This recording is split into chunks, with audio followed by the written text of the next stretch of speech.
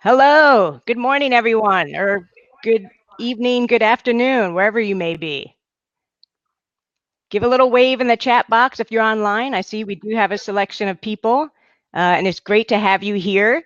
Again, if you're not sure who I am, I'm Brooke. I'm hosting the Innovation and Conservation series.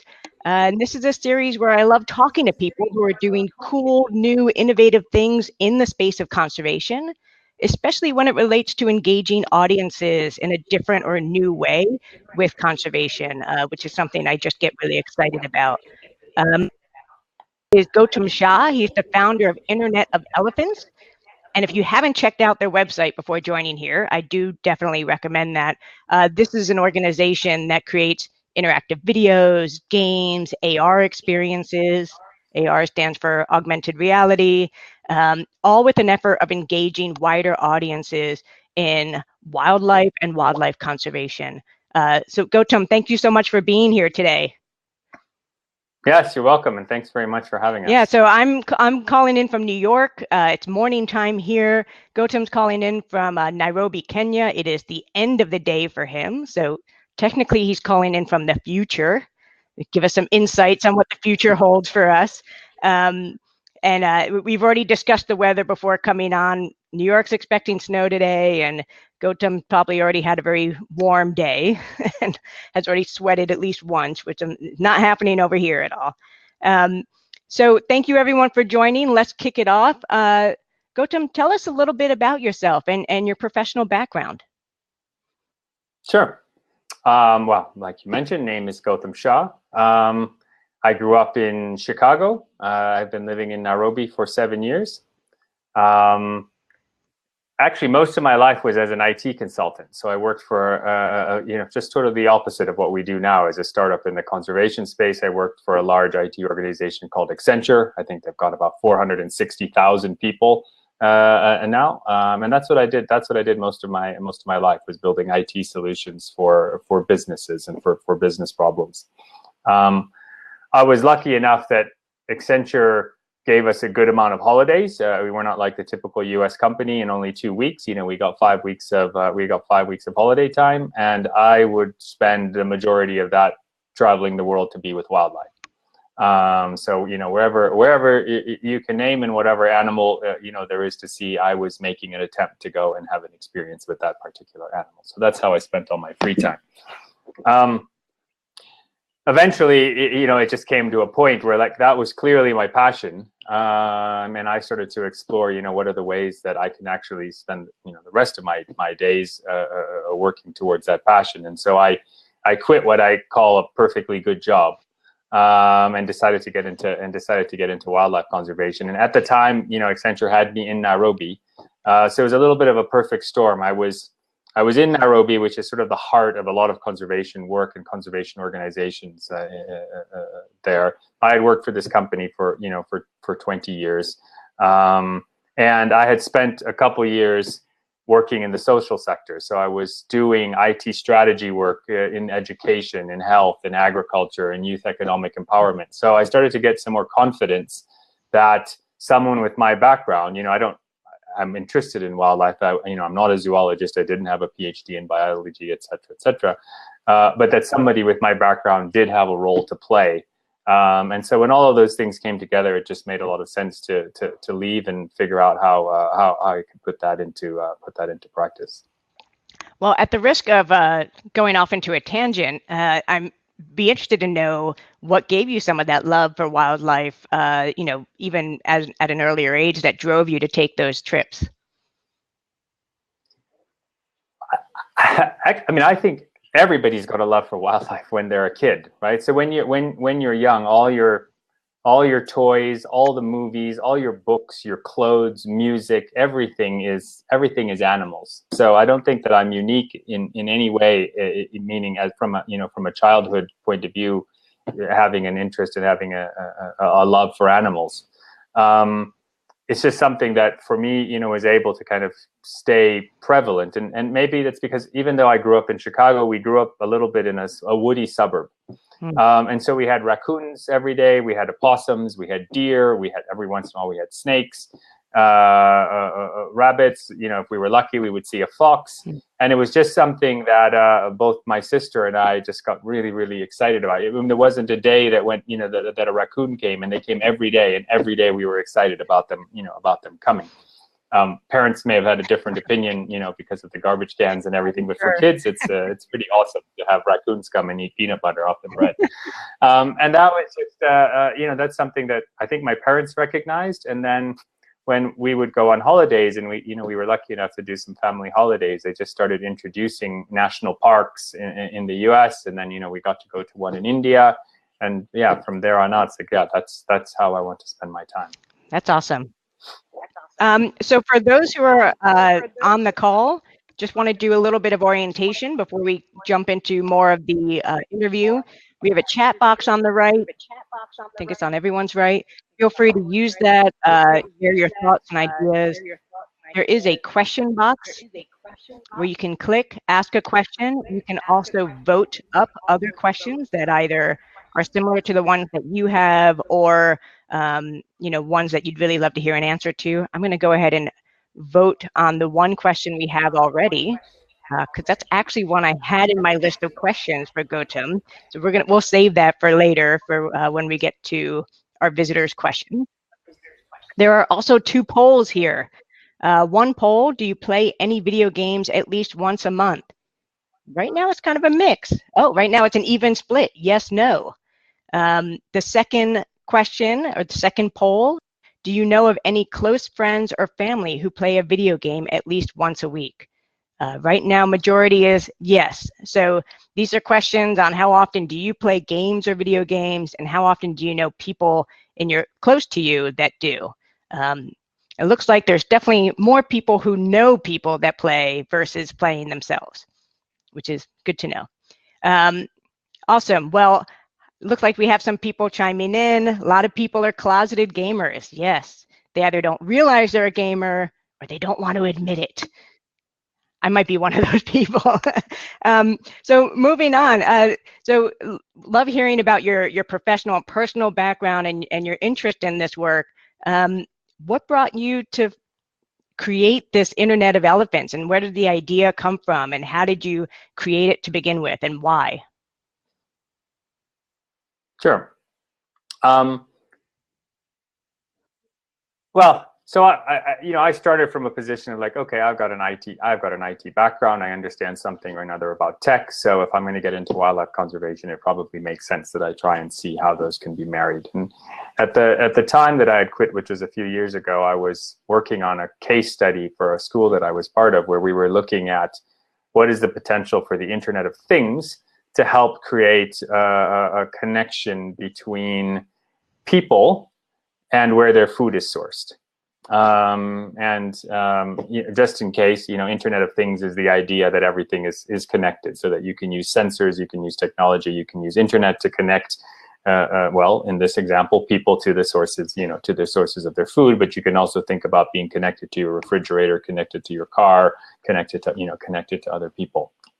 And as I started thinking about that, I was like, okay, we were working on that case study, and I just was like, oh, but what if we applied this to wildlife? What if we applied the idea that if you can be connected to your refrigerator and you can be connected to the sources of your food and these things, what if you were connected to wildlife in the same way? What if somebody in St. Louis, United States, was connected to an elephant in Kenya? And was able to kind of keep track of what was going on with that elephant on a daily basis. How would that change? How would that change people's relationships with wildlife if they just had a much stronger connection with it? And that's honestly was like, okay, Internet of Things. What if we had the Internet of Elephants? And that, I think that was just sort of the creative question that sparked, like, okay, well, I don't know what that means, but let's start to explore what would happen. How would that change conservation? What would you need to do in order to create that scenario? How would you incentivize people? And that's how the company was born. And why do you believe that games in particular is an effective way of reaching audiences for a topic like this or a field like this? Yeah. There's so many great things about games, and I think I mean, probably the most,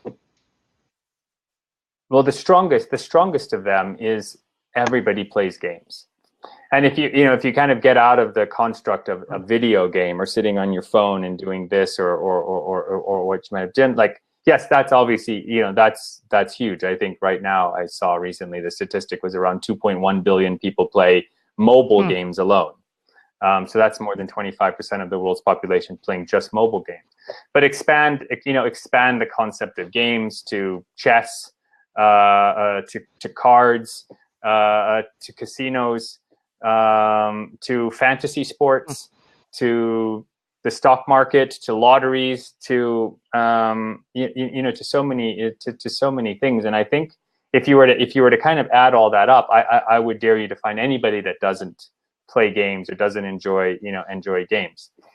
So I think one is just the universal appeal of playing.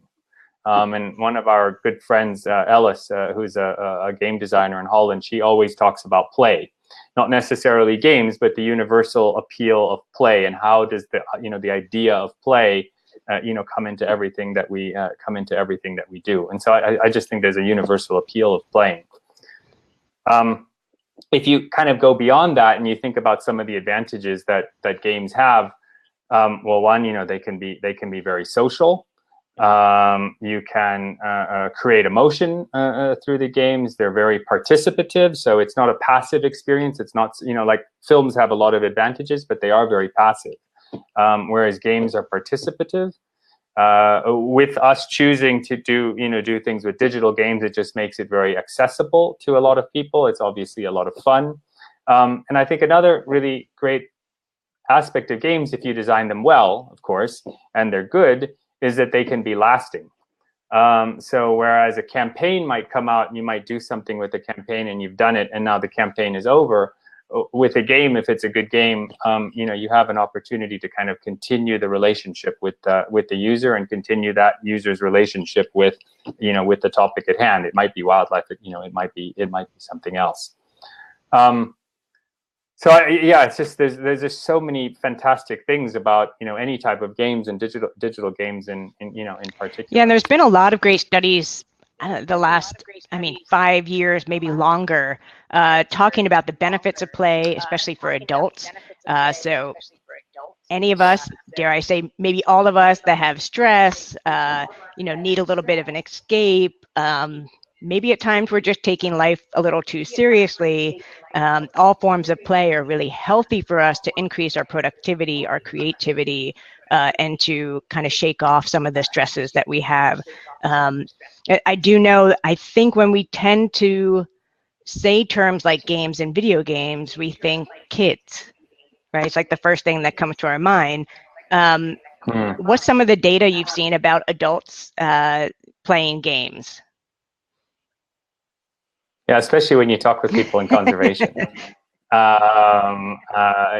We've had this experience, very much recently. It's just as soon as I say it, everybody thinks it's a great idea, and the first thing they talk about is their kids and what they notice their kids doing. I think if you look at the statistics for mobile games and for video games, I think the statistics show that it's more than 75% of video games are played by people over the age of 20. And so, yes, 25% being played by kids is obviously a big number.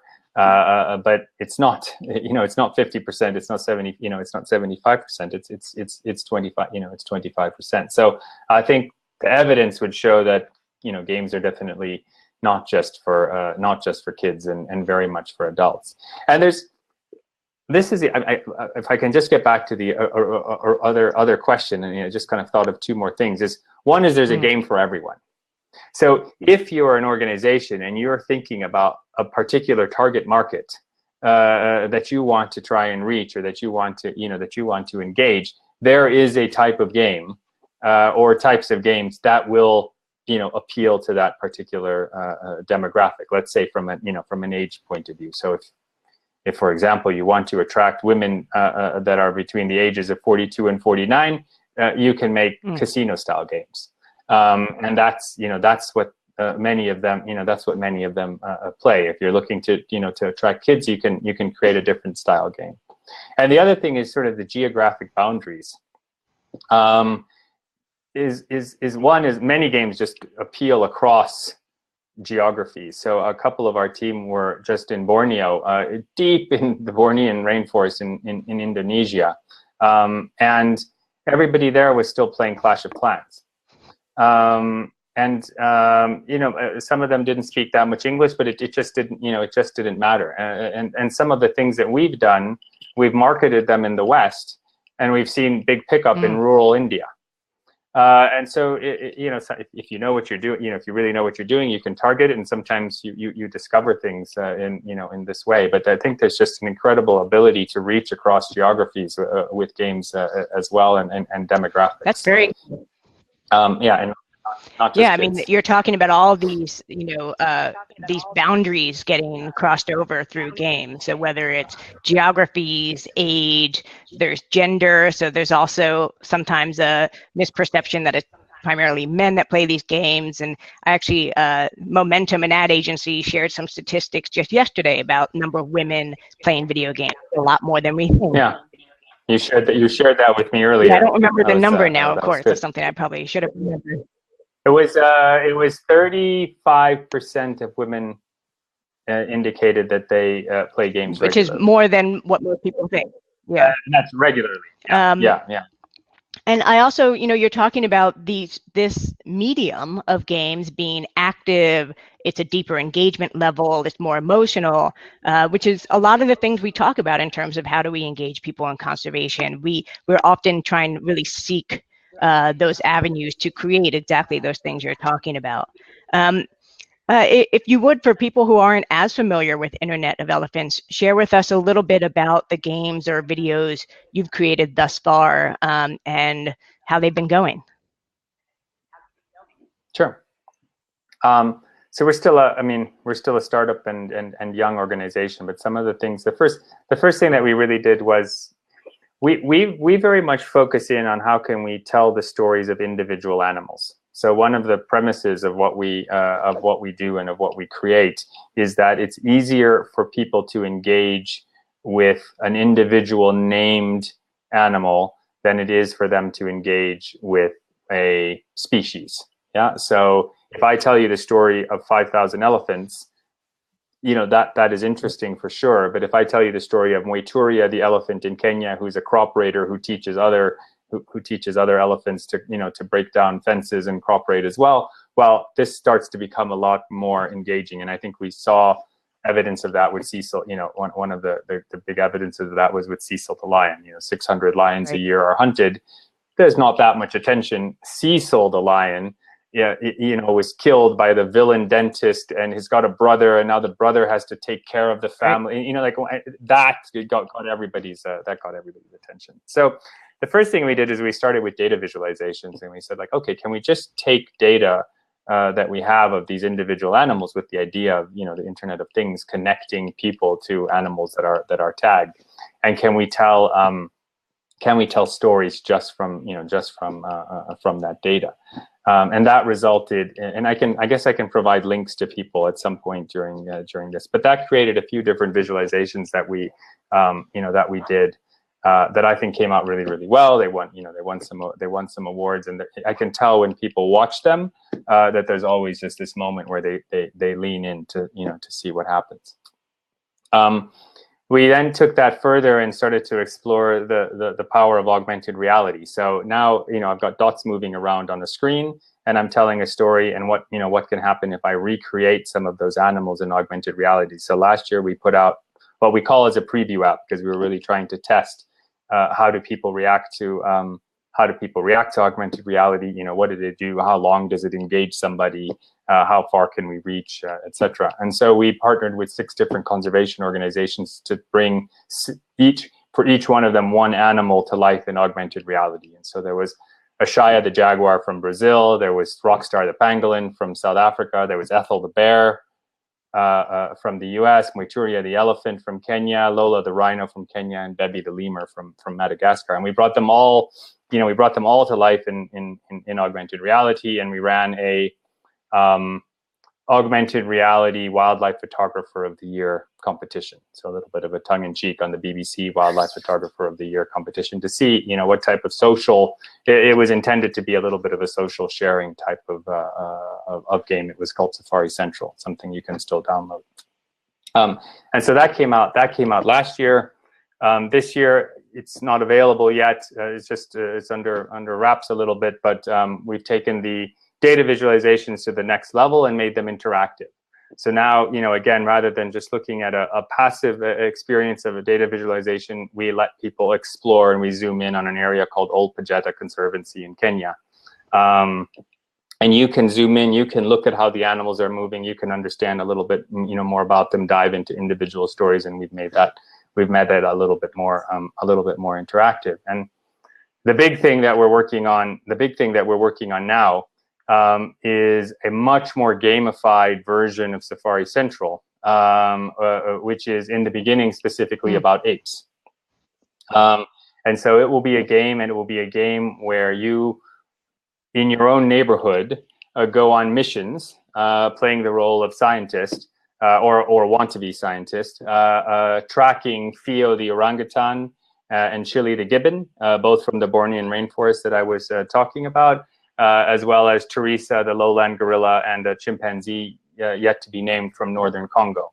And we're able to recreate those environments in augmented reality, you know, on your phone, and use those animals and their stories as the anchor to, you know, to bring you in and to get you, you know, to get you connected, but then bring the conservation messages in about the habitat, you know, in the process. So as you're tracking and as you're trying to find Fio, which in itself is a process, you are having to do other things like take hydrology level tests, take, you know, urine samples, lay camera traps, but all in a way that you're doing what, you know, what a researcher might do over the course of over 6 to 9 months, and, you know, you're trying to do it within 20 minutes. And so that's really the big project that we're working on right now, which will launch sometime in quarter 3 of next year. Oh, that sounds exciting. So we'll all have to get prepared to download that as soon as it comes out. And Gautam, I know, so we're talking about AR, and AR is, I would say, probably a relatively new technology, and in some ways is kind of leapfrogging over VR, which was actually, I think, introduced to the market first. And you're working with some conservation organizations to create these games. Has it been hard to sell them on the idea of AR, considering that it's new and we're still figuring out the role it plays in our lives?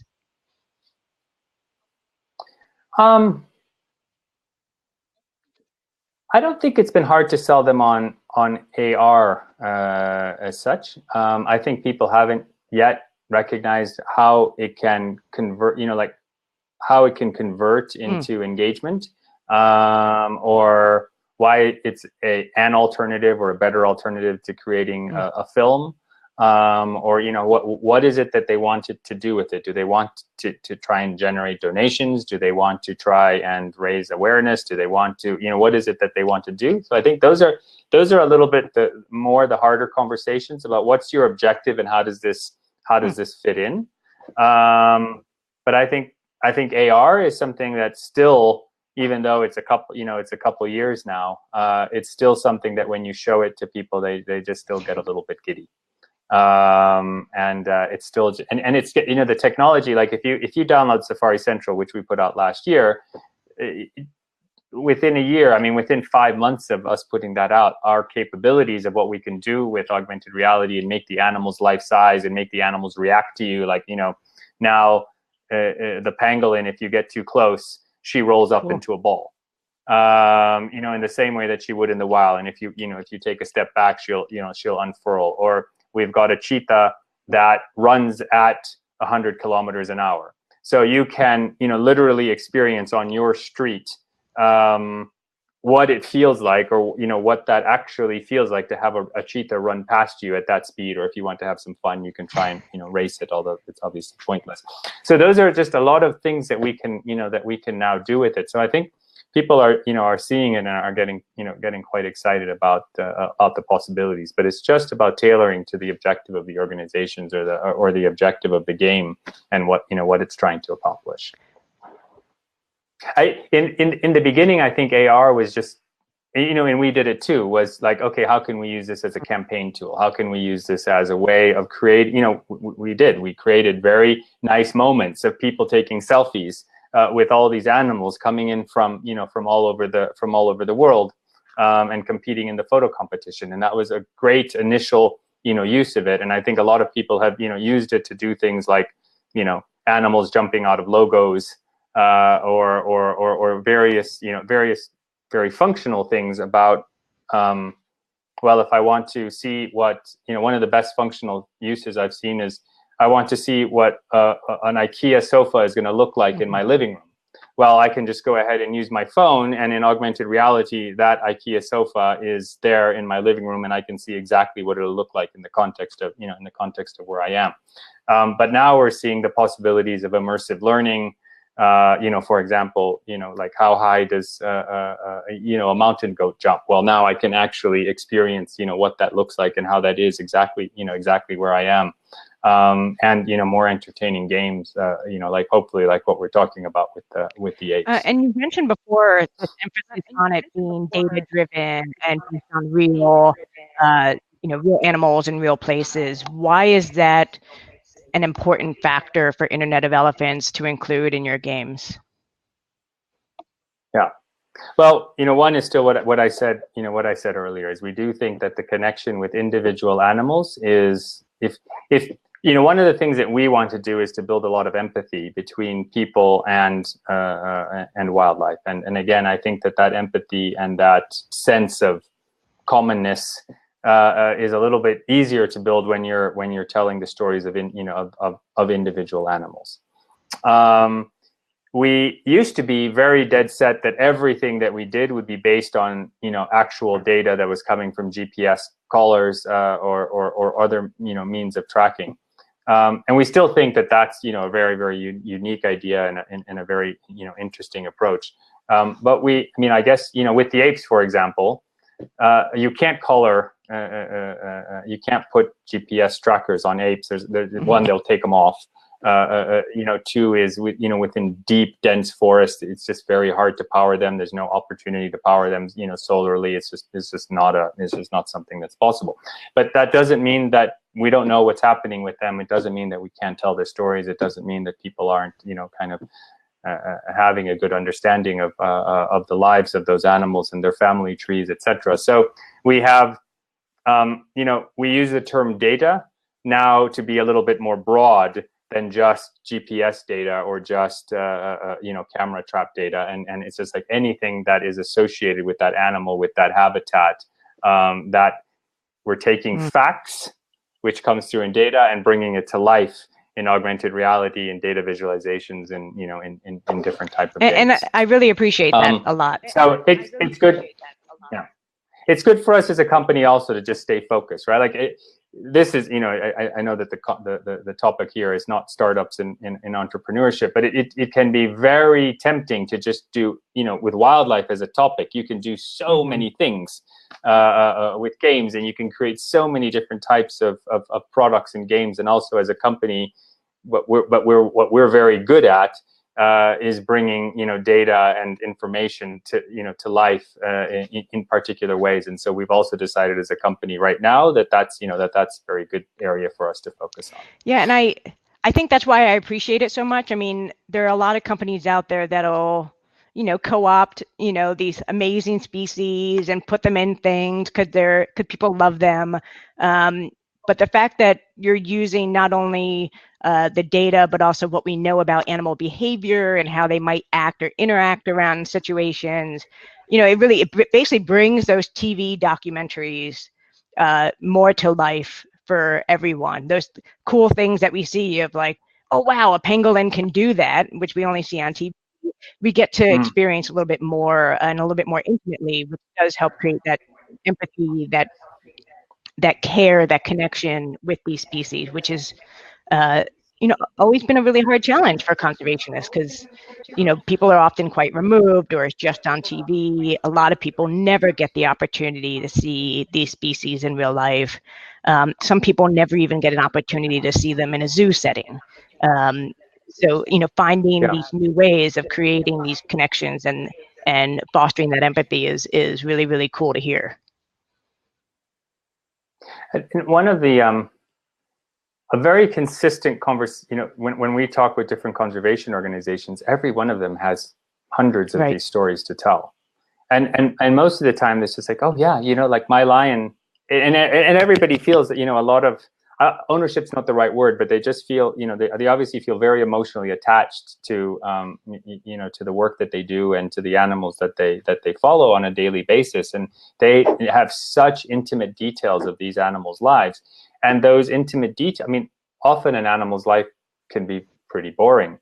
They sort of do the same thing, and it's very repetitive. But they have such an intimate details of it. And when we talk about like bringing those stories out in various ways, whether it's games or visualizations or other approaches, we have seen just people. That's what gets people excited. So whether it's augmented reality or some other way, I think what we've noticed with the organizations that we've talked with and that we've worked with is that's just the idea of like, oh yeah, these stories would never get out to a larger audience. It's not necessarily my remit as a scientist or as a conservation, to make that happen. But if that were to happen, that would just be fantastic. A, because I just love these, I just love the work that I do, and it's great if other people see it. And B is, maybe it gives more exposure to, to the type of things that we're working on. So I have more questions on my list from our initial list, but I do see we already have 5 questions here. So I'm thinking let's jump into the questions that have been submitted from viewers, which I think actually overlap a lot with the questions I had. And if we have time, then, I'll throw some of these other questions in, but I'd love to get, I love the level of engagement and questions we're getting. So I do want to get to those. And people are voting. Awesome. Continue to vote on your questions. So I'm going to start with our top voted one, which is, how do you link gamers' conservation-related behavior to specific experiences in your games? And this was on one of my original list of questions. I think I kind of reversed the order of the question when we were talking about it previously. But, certainly a lot of what we want to know is, how does this relate to more conservation behavior in the real life coming from these experiences in the games? Yeah. No, great question, and also really, really hard. I'll tell you honestly, one of the things that we are trying to be very, very thoughtful about is, are our games a campaign to get you to do something or to be somebody or be something? Or are they a long-term approach to developing a relationship between people and wildlife? And I think we're very much thinking on the latter. It's much harder. It's much harder to measure, but it's very much the way that we think about this. And that, let's take the game that we're creating with the apes. So one of the things that we do is we start from a position that you care. And I think, that's one of the things that's often is just like, oh yeah, people don't care. We've got to get them to care. And we've got to get them to do something, and we've got to get them to take an action. We've got to get them to change their behavior. And of course, we do want people to change their behavior over the long time, but we also recognize that if the entire thing is us trying to get them to do something, that we have in some ways, and like there's some distrust from the very beginning, that we might be creating. So we want to start everything from a position of like, okay, well, you're in this game, and therefore, you must care. And so all the tone of everything that we do and the way that the way the messaging is all around that. The second thing we do is we try pretty hard to make sure that we're not necessarily as an organization taking a strong position on too many conservation topics, but we're making sure that the players understand that it's often not as black and white as, you know, as they may see. And palm oil is a good example, right? So we're doing something with Borneo, with the orangutans, and we're working with the Borneo Nature Foundation, and they're very clear with us. Like, no, you cannot make this game about stopping to buy palm oil. Because that would, you know, that would destroy the Indonesian economy, and that's not going to do anything beneficial, you know, beneficial for wildlife. So, you know, our position is always just very much like, let's make sure that we treat the people that are playing as intelligent, thoughtful, you know, human beings that can see, you know, certain, you know, different aspects and nuances of something, and that, you know, that's available to them, but that they then have the opportunity to make, you know, to make some of their own decisions about it. And let's go ahead and insert the conservation messages, you know, that we want. And in this particular game, the conservation message is primarily under the umbrella of it's all about the habitat. And that's, you know, that's what we want to get through, is like, yes, you're following the orangutans, you're following the gibbons, you know, that's all very exciting, but everything is about the habitat. But don't try and do all of that at once. You know, create a gameplay experience that allows some of that to come in. Now that's, you know, that's in this case, this particular game, and the outcome or the action that we actually look for in this game is what can you do within your own neighborhood, because this game is very much targeted towards urban audiences. So yeah, so what can you do for, you know, for an orangutan that's, you know, that's far away? And in fact, what we've also heard, even from Borneo Nature Foundation, is no, but just expose people to the things that they can do, you know, locally, or expose them to their, you know, to the forest preserve that just happens to be, you know, 2 miles away, or to the animals that are, you know, that are there. And so a lot of the actual outcomes or the steps that we want within the game are very related to, okay, you're having this fantastic, you know, experience with orangutans, but did you know that in fact within your own neighborhood, and this is true of almost everywhere, that there's in fact nature, that there is, you know, that there is wildlife, and that's, you know, potentially the best place for you to get involved. That's very. It reminds me of a behavioral economics term, maybe it's more cognitive psychology, but locus of control, which really is one's belief that they can affect things within a certain area around them, and that's actually been a challenge with conservation when you're talking about a forest in Borneo, and I'm here in Poughkeepsie, New York, and I don't know how whatever I do here can benefit that. You know, and we're getting back to like that. I don't know how old this is, but think global, act local, which is, you know, in order to impact our larger ecosystem, I can play a role here at home, either through conscious consumerism, supporting my local parks and animals, and things that are within my locus of control that I feel good about, and feel like I'm having an impact. So it's really cool to see how, you know, games and other experiences can bring that to life even more. And this honestly is the hard, but this is definitely the hardest part. When I think about what we're doing, you know, I have no doubt that we can make really, really fun games. I have no doubt that those games can have a lot of intention and total authenticity around, you know, wildlife and you know, the mission that we're trying to go. But we spend a lot of time thinking about how are we creating that relationship with the user. And how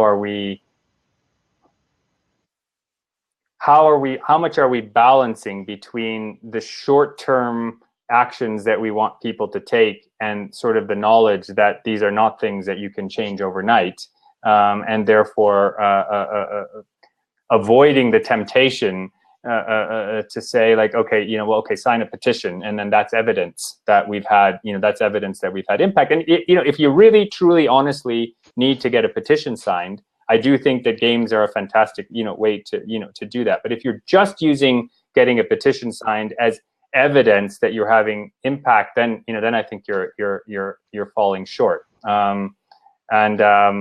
Yeah, I mean, I think that's the number one thing that we're always thinking about, and thinking about how do we insert this into the experience. And for the next game, it will be something different. You know, that's the other thing with this, is don't try and tackle every single thing at once and in one game. If you need to do something different, if you need to affect immediate behavior change, well, design your game specifically to affect that that particular behavior change, if that's the objective that you I'm going to do a raise the roof for that, because I often talk about staying focused on one thing at a time, and I think it's cool to think about a journey in a video game being sort of an unfolding, a pathway, discovery, which, we talked about kids versus adults in games, but discovery is a really, really powerful learning mechanism for adults. So kind of seeing things unfold and move and evolve as you get deeper involved. So I think we could probably talk about this topic for a very long time. Yeah, I'm going to consider this question answered. And you started to segue into this next one, which I think is interesting. What would be your dream wildlife situation to turn into a game? Yeah, there's so many. What I really get excited about are migrations. So big, huge migration spectacles that happen around the world. So like the Great Sardine Run. Like, to me, that's just an amazing topic to turn into a game, and all these different, animals coming together just for a particular few weeks, all based on millions and millions of sardines, making their path along the coast of South Africa, or the caribou migration in Alaska, or the monarch butterfly migration in Mexico, or the wildebeest. Just think about the wildebeest migration as it's in our minds, it is like a big game, and everything that they need to accomplish, and you need to get somewhere, and you need to have berths, and you have to avoid the predators and cross the river, and so I think migrations, snow geese migration. I mean, there's so many. I think they make a fantastic topic for a game. And yeah, if somebody just said, it's up. Here's money. It's up to you. Make whatever. I think we would probably think about. A game that's associated with all the different migration spectacles of the world. Looks like Veronica's giving a shout out to bird migration. I do know that the shorebird migration is pretty fascinating one as well.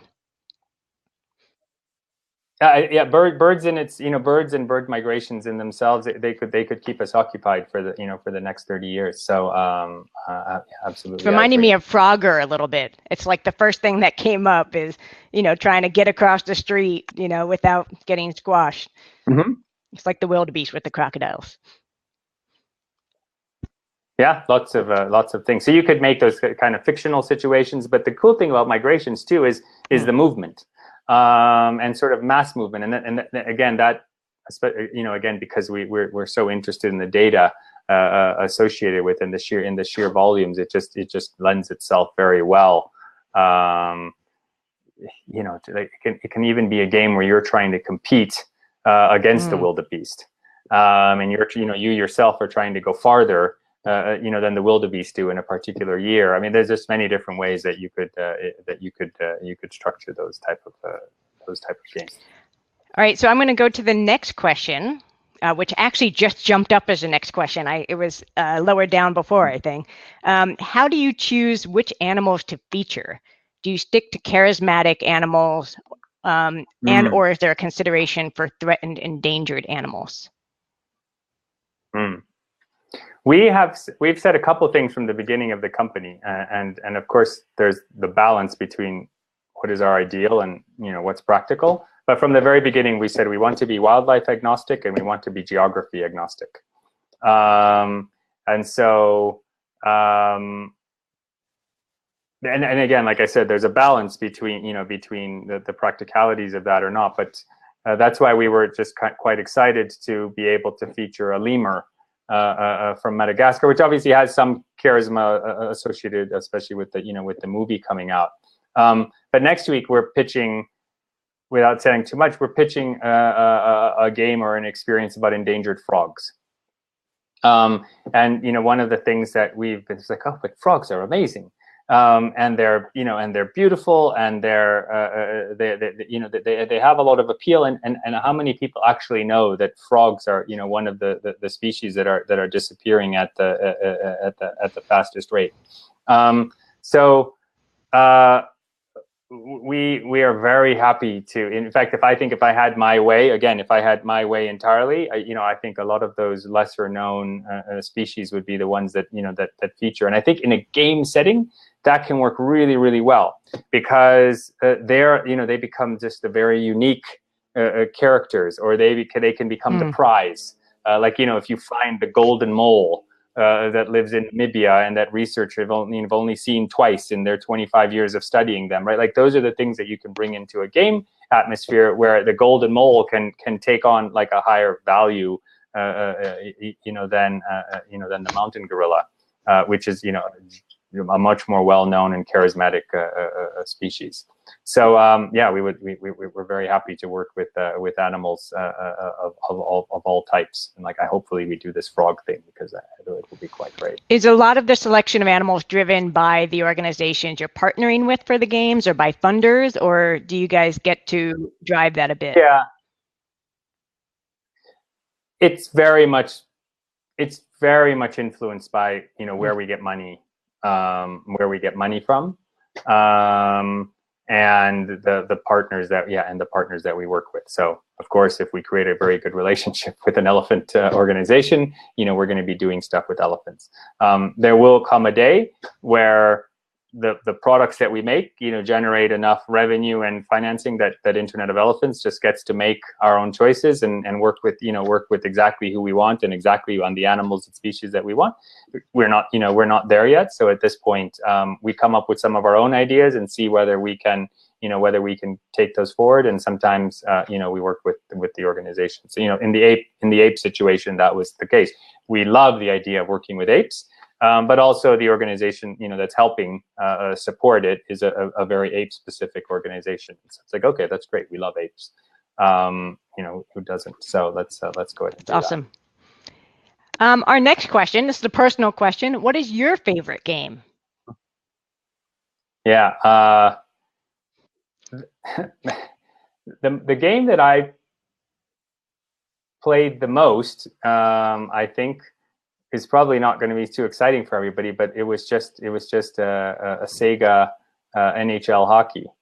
So I probably had, in my life, I probably had the most. If we're talking about video games, that's probably the game that I had the most fun, because I'm just a big ice hockey fan, and it was just a very, very easy game, and it's a game you could yell and scream a lot with friends, and yeah, it's probably one of my favorite games. There's also, again, not too exciting of an answer, but I just happen to like the game Taboo a lot. And it's not a video game. Right? It's a word game, and you get into teams and you have to try and say a word without saying 5 other words. And it's just always just lots of laughing and screaming and yelling and jumping around, and yeah, I'll play that game anytime anybody wants to play. So those are two of my particular favorites. It's kind of old school and dating myself. But. That sounds like maybe a future interview will actually just play the Taboo game the whole time. Yeah, Taboo is a lot of fun. So we have 2 more questions here, which I think should fit in our timeline. How important is innovation for the conservation sector? Well, it's important for any sector. It's important for any sector, and it's hard to say whether it's more important for conservation or not. But if we look at the current state of affairs and we look at the trends, they're not in conservation's favor. Sure, there are stories which are good, and there are individual pockets of things that are going in the right, but generally, the news is not good. And so if we think that is just going to change by us doing the same things that we've always done, or that's going to change by us thinking that We just have to try. We just have to try harder. Well, I think we're probably going to be, very disappointed, and we're just kind of continue to rely on the will of just a few people that, just do blood, sweat, and tears. So blood, sweat, and tears is extremely important, but I do think that it's very important that we try new things with the expectation that 95% of what we try could fail. Or probably will fail. And if you're not at a ratio of 95% of the things that you're trying are failing, then you're probably not also thinking innovatively enough about what you want to do. So, generally, yes, of course, it's extremely important. I think taking risks is extremely important, and hopefully we and I think we're seeing more and more evidence of it, and we're seeing more and more evidence of technology innovations, more and more evidence of business model innovations, certainly a broadening of the minds of conservation organizations on the roles of different players. That corporates are not necessarily the evil bad guys, and the governments are not something to battle against, but that's like, oh, okay, maybe there's some elements of truth to it, but the reality is, it's just kind of taking that position is not going to propel us forward. So I think, I wasn't in conservation 20 years ago, but from what I understand, things are very different now than they were, and I think maybe we just need to accelerate that that type of thinking and trying new things right now. That was great. Thank you. And our last, so far, unless anybody chimes in the last minute, our last visitor question is, this is kind of opposite of one of the earlier questions. So what would be your wildlife nightmare to turn into a game? There's a winky face here also. Yeah, I know who the question is from. Maybe. I think anything that we just felt was completely inauthentic. And so, well, inauthentic might not be the right word, but manipulative, right? Like, so I'm going to I'm going to create a game that makes you feel guilty. And because I've made you feel guilty, now now you're going to go and do something that we want you to do. So like I definitely don't want to get involved in campaigns and creating games and creating situations where it's just all about guilting you into some action, into some donation or something like that. So one is, I think that we would turn down opportunities to do that. So we do want to look at things from a point of view like, okay, yeah, but we just don't believe in that, in that approach to engagement. I think the other one, everybody wants us to make a game about shooting poachers. And we just, like, yes, I understand like you see games like Fortnite and other games that are, that are very much about shooting, and it's, it's very easy to say the poachers are the villain and you're the hero and you're going to, but it's such an, it's just such a reductive approach to thinking about what's the problem and how you're solving it. So I would be happy to make a game about trying to infiltrate the entire supply chain of the ivory trade, where the actual poachers themselves are, one small, tiny piece of that. But I would not get involved in doing any type of game where it's just like, okay, yeah, poachers bad, people, rangers good, and simplifying it in that way. So that that's another one. It's just like we just wouldn't get involved with something if that's something someone wanted us to do. That's great, thank you. And I can totally imagine and see that, almost that instinct, to do like let's kill poachers, but it's important to think about the intention of these games and how we're actually engaging people and to what end we're engaging people. When you said that earlier, it's really about a long game of creating more engagement, more empathy, more connection, and not necessarily quick shoot 'em up kind of thing. Yeah. So we do have one more question coming in. I've just seen it now. Let's see. So were you a game design company who was asked by conservation orgs to make a game, or a conservationist looking for new ways to reach people? Great question. Yeah, good question. No, we started. We from the beginning we were a conservation organization. So we didn't. When we started, I didn't even know that we would make games. I just wanted to figure out how are we going to connect people to wildlife. And then we started thinking, okay, well, how would we create incentives? So let's say you knew what Moituria the elephant was doing, and that's really cool. But how would I incentivize you to every morning wake up and first thing you do, reach for your mobile phone and say like, okay, what did Moituria do today? And that's where we started thinking like, okay, well, that's where gamification can really, come into this. So we very much started as a tech, very broadly speaking, a tech for wildlife conservation organization that realized that the channel and approach to, achieving the objective that we had, that one of those, or very prominently, could be games. So we don't make games for other sectors. We just don't do anything that doesn't have to do with wildlife and kind of achieving that mission. Well, and you mentioned the need to stay focused as a kind of entrepreneurial startup. Do you envision maybe down the road tech for wildlife meaning something beyond games for you? Yeah, for sure. I mean, so we don't even consider ourselves a game studio. I think that we consider ourselves a storytelling organization, and that there's multiple approaches to storytelling. One of them is games. Like the other one that we work on, like I said, was data visualization. So how can you just take data and create quick, punchy stories or interactive experiences? Those could even be physical experiences at museums or at zoos. So I think we look at ourselves as what are unique ways that we can tell conservation stories, and it happens to be that right now what we're focusing on is games and data visualizations. But I think there's many different ways to potentially do that, and hopefully we eventually I say like we want to be the Disney. We want to be the Disney of wildlife conservation, and I think Disney obviously does a fantastic job of storytelling. They use films. They don't do it for conservation necessarily, but they certainly have realized that animals are extremely appealing. Not just extremely appealing, but universally appealing, and they have just taken fantastic advantage of that. And if we can do something like that, but very specifically for wildlife, then we're doing what we wanted to do.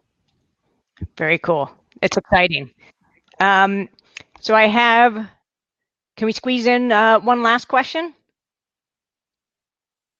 I have time, so okay, let's do one last question, and then we'll let everyone get back to work or on with their evening. So this question is, I saw an interesting presentation about game theory research and how games can be used to learn more about illicit behavior. Any ideas on this front?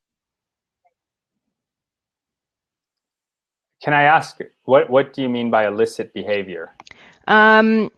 Audrey, if you're still online, could you chime into the chat box and maybe provide a little bit more context around here? My guess is it's going to be like illegal conservation behavior, maybe hunting or illegal fishing. I don't see Audrey chiming in, so let's go with that. Okay. Yeah, I was thinking, is it learning about actually being someone that does that illicit behavior, or is it learning about that illicit behavior so that you don't do it?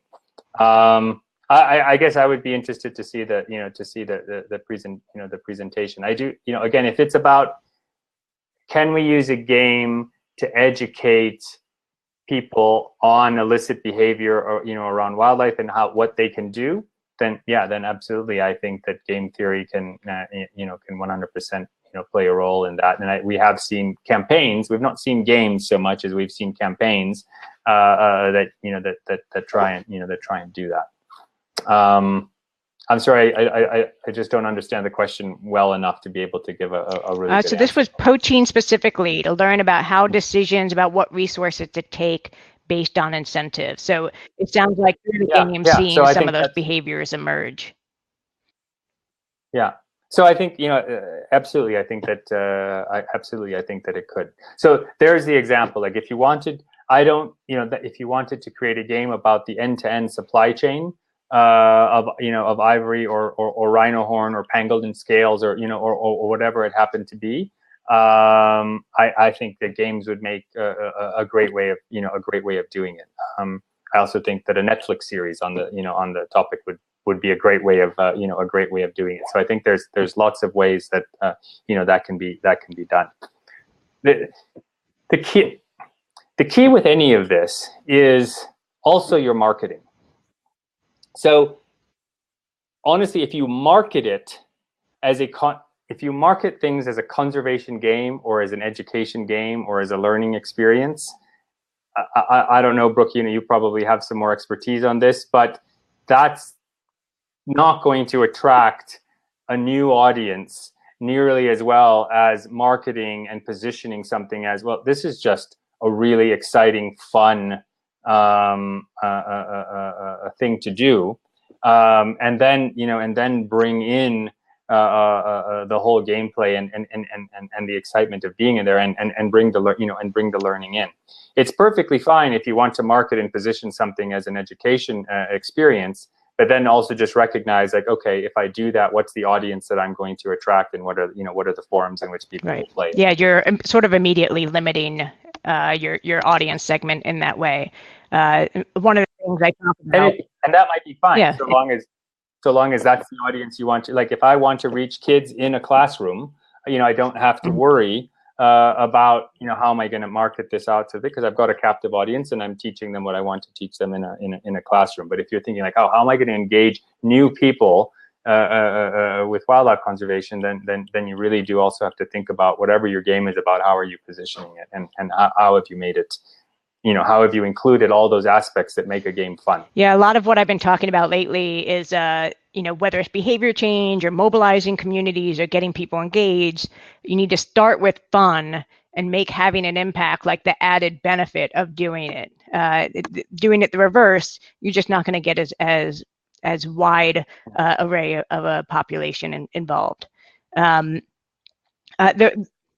We're still testing the messaging and saying, like, okay, if you knew that this game, here's the game idea, what do you think? If you knew that this game was benefiting conservation, how would that impact, your desire to play? And so we're still, we are learning along, the way.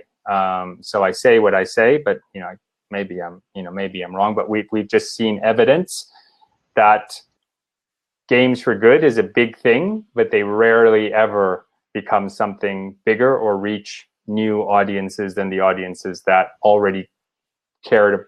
Cared is the wrong word, but were already involved in that particular topic. It's kind of preaching to the choir on some level. Yeah. Yeah. I did see a question about whether or not this is being recorded. This is being recorded, and you can share it with other people. As soon as we're done here, which will be in just a second, the recording, the replay actually exists on this link. So you can go back to this exact same link, watch the replay. All the questions we answered, you can actually jump to those answers. You'll be able to click on a button and I think it says like see answer, and it'll take you to that spot of the replay if you want to just hear those specific answers again. And yes, please feel free to share this with others. In about 2 weeks, I'll also be uploading it on YouTube to make it even more accessible to a wider audience, but it takes me some time to do that. Gautam, anything else you want to add here before we close out that we didn't get to cover?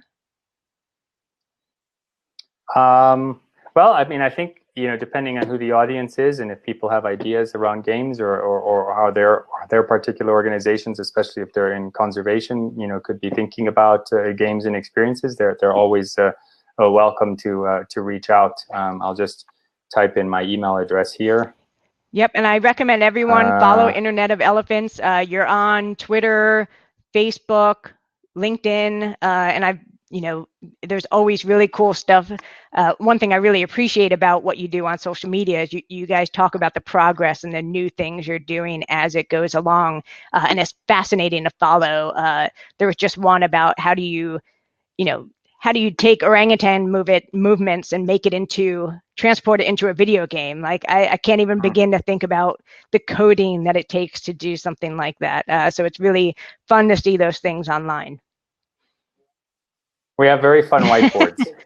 I think I need to take pictures of our whiteboards and say, like, this is evidence that what we do is very exciting and very different than my life at Accenture.